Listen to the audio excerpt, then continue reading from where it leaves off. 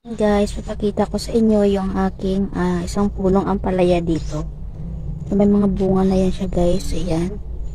Binabalot ko lang siya ng dahon ng saging. So ito, malaki na po ito guys. Pwede na to siyang i-harvest.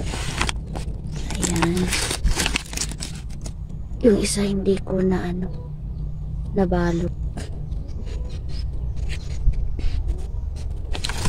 Ayan. Malaki na sila.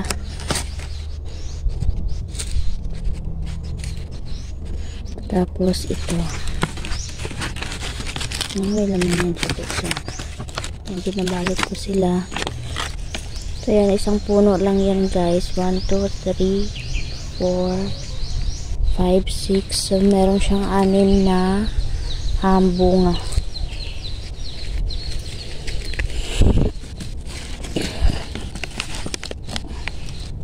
Ito pwede natin itong kukunin guys. So